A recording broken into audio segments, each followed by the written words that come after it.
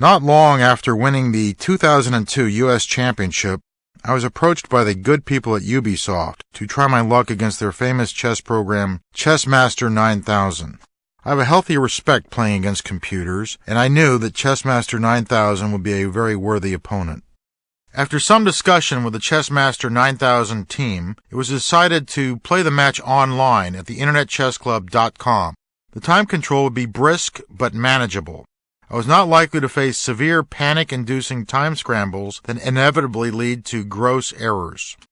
A large crowd of online kibitzers and spectators were drawn to the bout. I was probably a slight favorite going into the match, but with humans there is the, human factor.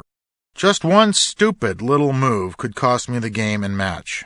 Fatigue, eye strain, psychology, etc. all play a prominent role in human chess, and I had to steel myself to try and play like a machine. I went into the match with guarded optimism. Playing against a program like Chessmaster 9000 is not a walk in the park. 9K is absolutely merciless punishing errors, is annoyingly patient, and has a perfect memory for openings and endgames. Computers almost never blunder tactically, although they can make major strategic errors. It was this strategic deficiency that I wanted to exploit versus 9K. I hope to steer our battles to quiet maneuvering trench warfare that requires judgment and foresight rather than brute calculating ability. E4 C6. This defense, prepared beforehand, is known as the Caro-Kann defense, a very solid system that has a reputation for being effective against attacking maniacs and computers.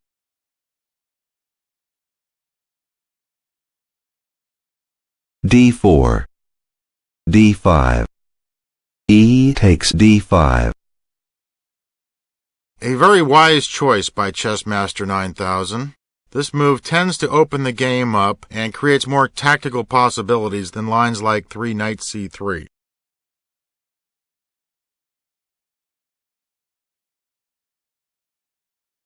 C takes D5. C4. Knight F6. Knight C3. E6. Knight F3. Bishop E7. A slightly more adventurous move is 6 bishop to B4, but I decided to stay within myself and keep things calm and conservative. C takes D5. Knight takes D5.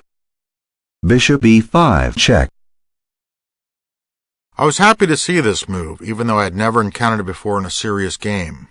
The alternative developing moves, 8 bishop to D3 and 8 bishop to C4, pose more problems for black. The problem with 8 bishop to B5 check is that it leads to early simplification. White, with his superior control of territory, should avoid exchanges. That's chess 101. Black, with the slightly more cramped position, benefits from them.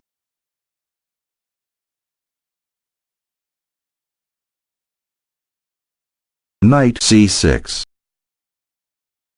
I thought about playing 8 bishop D7 here, but I was a little nervous about white playing 9 bishop takes D7 check, queen takes D7, 10 knight E5.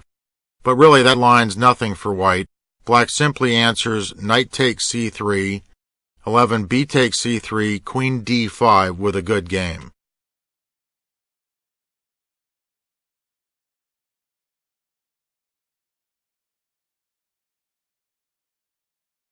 Knight E5. There is a basic principle in the opening that a player should not move the same piece twice unless he has a very good reason. Chessmaster's move does come with a simple threat, 10 knight takes C6, but that can be easily parried. There is no long-term positive benefit that results from this violation of principle. So, 9 knight E5 must be classified as a mistake.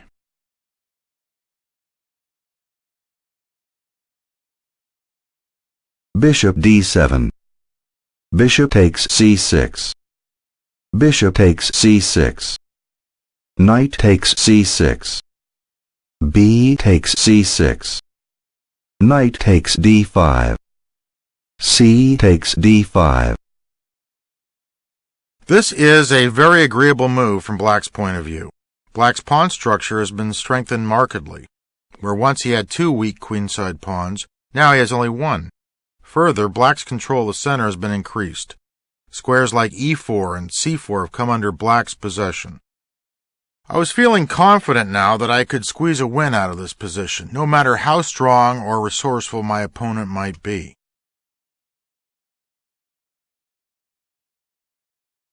Castle kingside. Castle kingside. Bishop f4. Queen b6. Black is clearly better now for the following reasons. First, his pawn structure is ironclad. White cannot dent that compact chain of pawns. Second, Black can attack 2 weaknesses on White's side of the board. The d4 pawn is isolated and weak, and White's queenside survivors are also vulnerable. Black's plan is to use his a-pawn as a battering ram to soften up the white queenside and create a new weakness. Generally speaking, one can usually defend with only 1 weakness. However, 2 weaknesses in a position are usually fatal.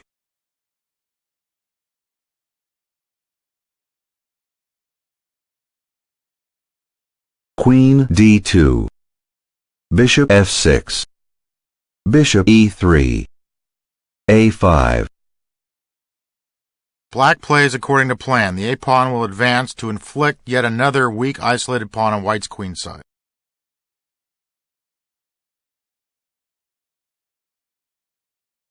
Rook a c1. Queen b4.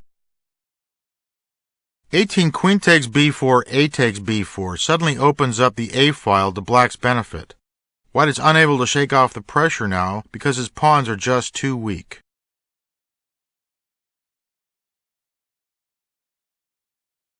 Rook f d1. Rook f b8. Rook c3. Chessmaster has set a trap that might have worked against a less experienced opponent. If Black mindlessly grabs a pawn with 19 queen captures b2, White wins with 20 rook to c8 check, rook captures c8, 20 queen takes b2. A strong program like Chessmaster never blunders a pawn for nothing. Queen a4. Here I decided to give a little tickle to the a-pawn with the intent of provoking the answer 20 b3.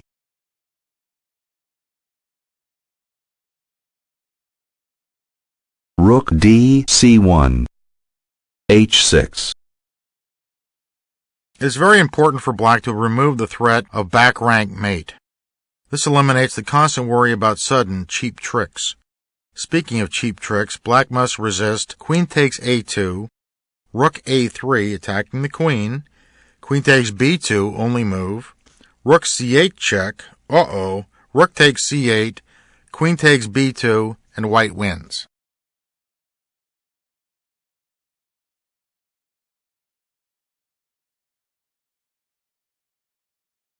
b3.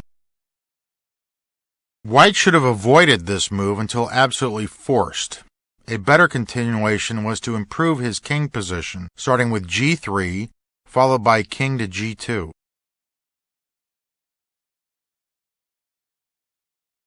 Queen b4.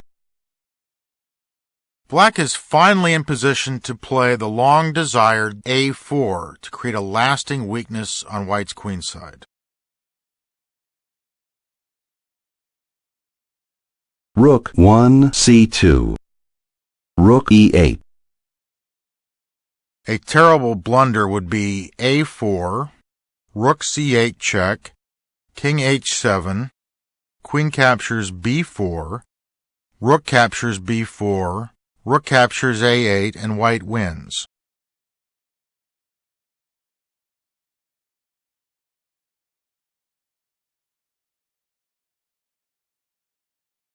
h3. a4. Rook c8. I can safely say that after this move, White is lost, as the coming endgame is hopeless. White should have tried the active defense, bishop takes h6, queen takes d4, rook d3, queen e4. Black has an edge, but white may gain some counterplay later on because of the noticeable weakening of black's king position.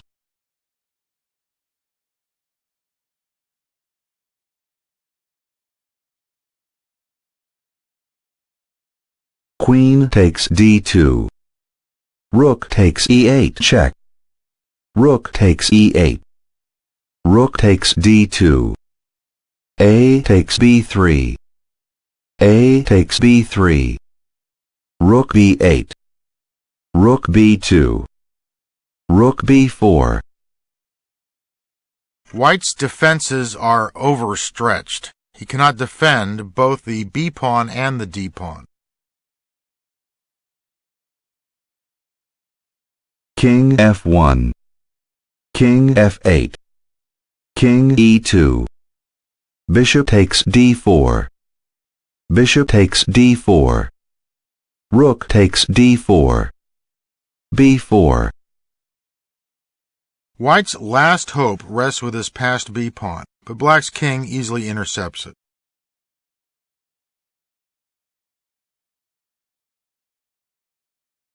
King e7. b5. Rook c4. b6. Rook c8. Now white's proud b-pawn has become a target. Black will soon devour the pawn, and then turn his attention to mobilizing his large kingside majority.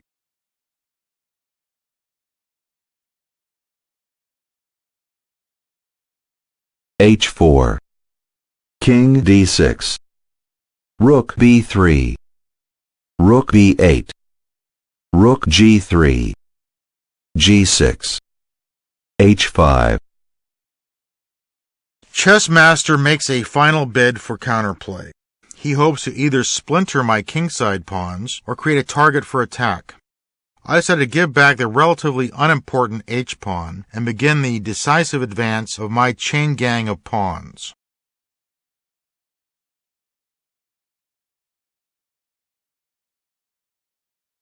g5. Rook a3. Rook takes b6. Rook a7. Rook b2 check. King f1. f5. Rook h7. White reduces the material deficit to just one pawn, but the time required to take the h-pawn allows black to roll his pawns forward.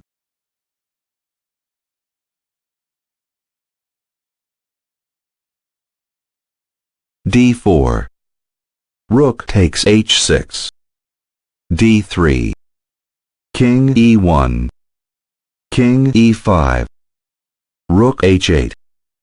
Rook b1 check. King d2. Rook f1. f3. Rook f2 check. King takes d3. Rook takes g2. h6. Rook h2. The passed h-pawn has been rendered harmless, and black can advance his surviving pawns up the board.